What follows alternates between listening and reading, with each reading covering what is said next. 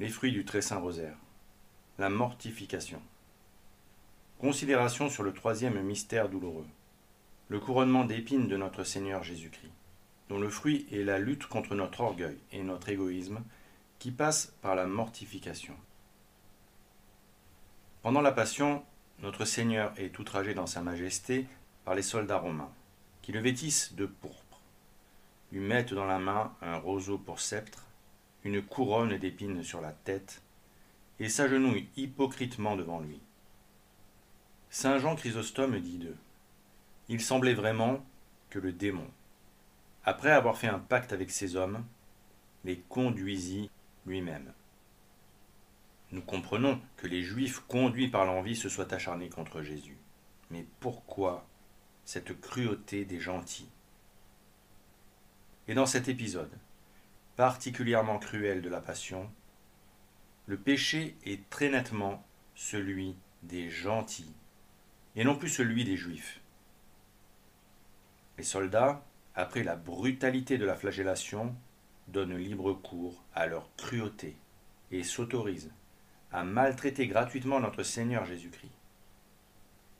Ils vont alors tourner en dérision sa royauté, juste après que le peuple élu lui ait préféré Barabbas, et juste avant que le doux Sauveur entame son chemin de croix. Saint Marc décrit ainsi ces événements.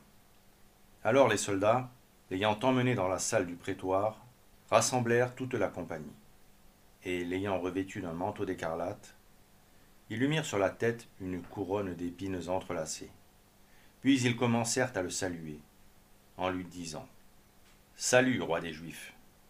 Ils lui frappaient la tête avec un roseau, et lui crachaient au visage, et, se mettant à genoux devant lui, ils l'adoraient.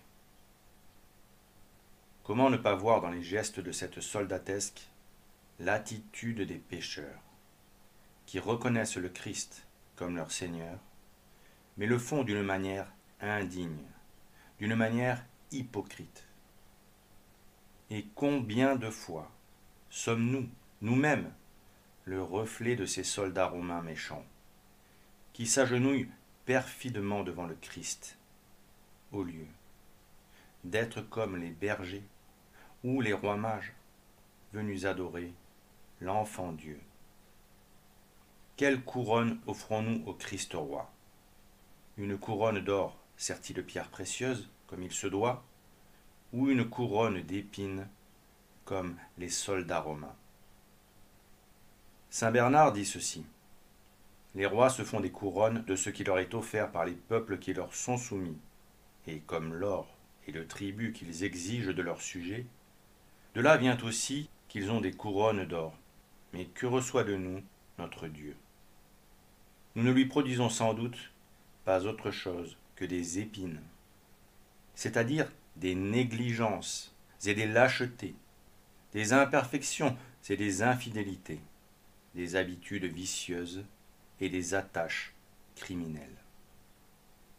Le Père Thirier remarque que nous sommes appelés à vêtir Jésus d'un vêtement de gloire, d'un vêtement plus blanc que le lin le plus fin. Nous le vêtons de gloire quand nous accomplissons pour lui des œuvres parfaites. Et souvent, nous ne lui donnons d'autres vêtements que la pourpre sanglante de nos péchés. Et Jésus, dit saint Jérôme, prend sur ses épaules, dans cette chlamyde rouge, les œuvres de sang des gentils. Il se met en mesure, en les expiant dans son sang, d'accomplir la promesse qu'il avait faite par son prophète. Si vos péchés étaient semblables à l'écarlate, ils deviendront blancs comme la neige.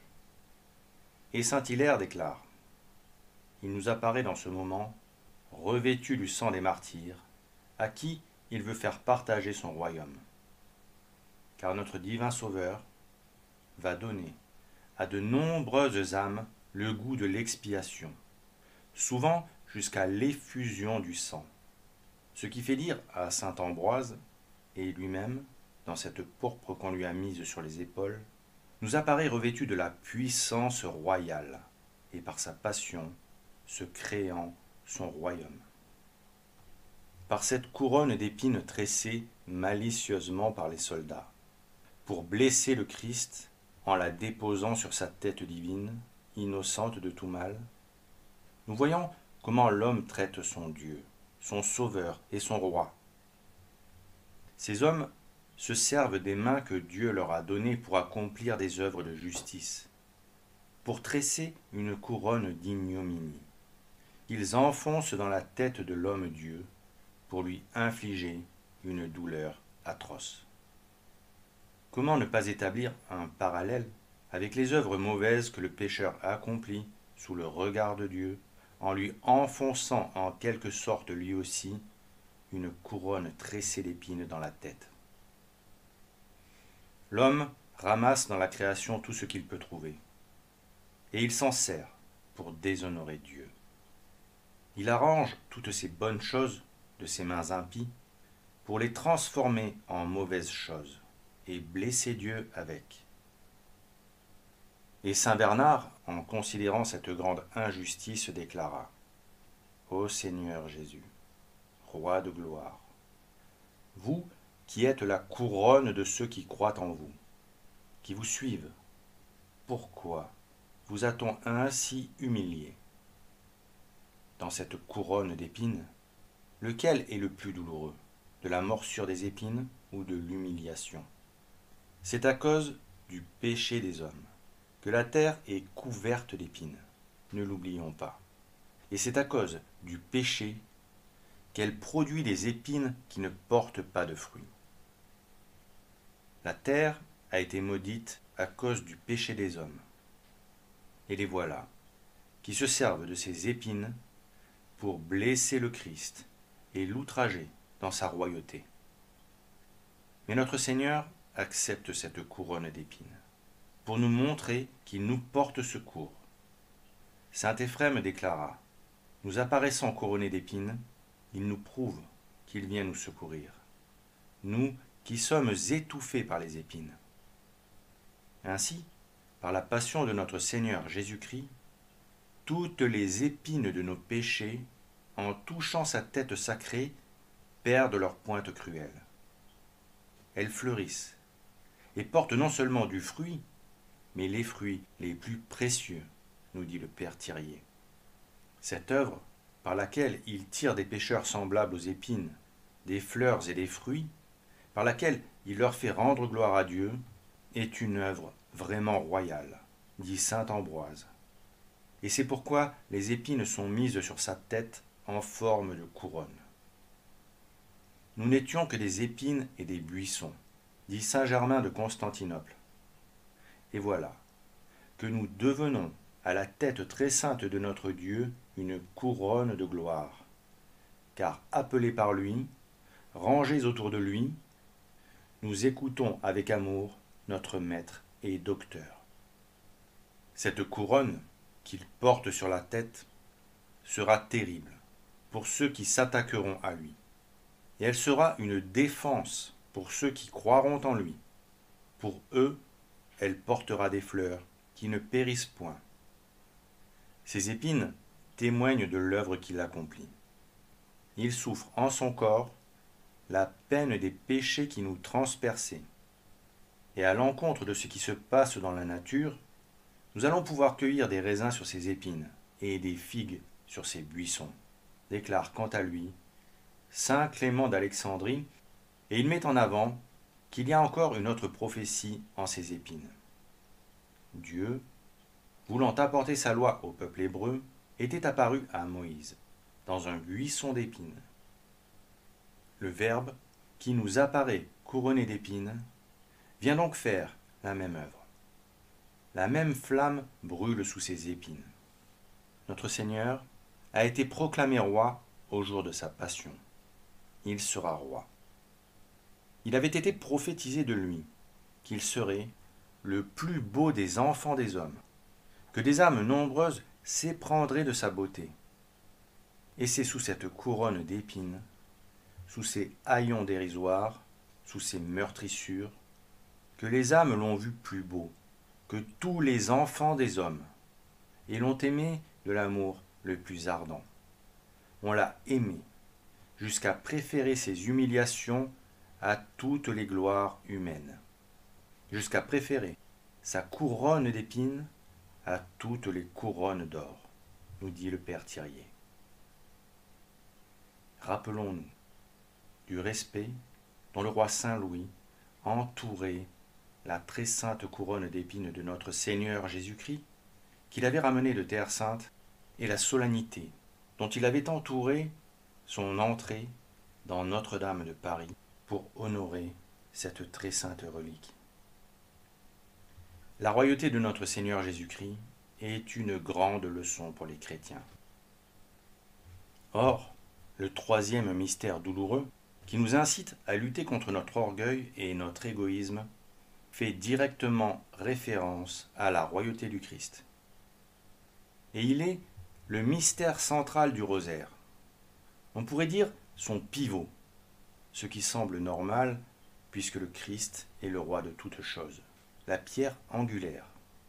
Ainsi, à ce stade du rosaire, les mystères joyeux ont laissé place aux mystères douloureux.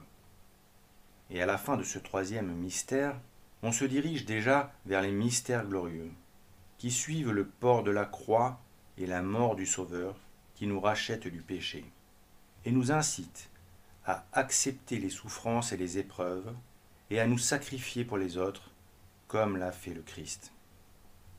Mais ce mystère du couronnement d'épines nous incite à méditer sur la royauté de notre Seigneur Jésus-Christ. Et cette royauté peut être considérée sous trois aspects complémentaires, comme le sont les mystères du très saint rosaire. Ainsi, il y a la royauté joyeuse de notre Seigneur. C'est celle du Christ nouveau-né, roi de l'univers. Il est allongé dans une mangeoire, au fond d'une étable, dans un humble village. Et cette étable devient la cour céleste. Les anges y louent le Seigneur. Ils sont joyeux. Le Rédempteur est né. Notre-Dame, la très sainte Vierge Marie et le grand Saint Joseph sont émus. Les rois mages, à l'aube de la vie du Christ, lui apportent la promesse de l'allégeance des peuples de la terre.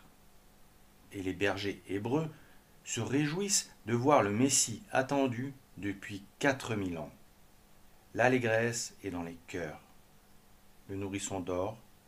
Il est allongé dans une mangeoire qui préfigure la sainte Eucharistie à Bethléem, qui signifie la maison du pain. Quelle joie, quel bonheur! Le roi des rois va faire de grandes choses. C'est la promesse d'une ère nouvelle pour tous les hommes, qui vont tous pouvoir devenir enfants de Dieu. Puis vient la royauté douloureuse de notre Seigneur Jésus-Christ.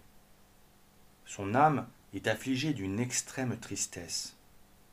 Son cœur sacré et le cœur immaculé de sa sainte mère sont transpercés de douleur. Au crépuscule de sa vie, on bafoue sa royauté. Lui, le roi des rois, on le déguise, on le blesse et le raille dans les palais des hommes de pouvoir. On lui fait porter la robe blanche des fous. Quelle consternation!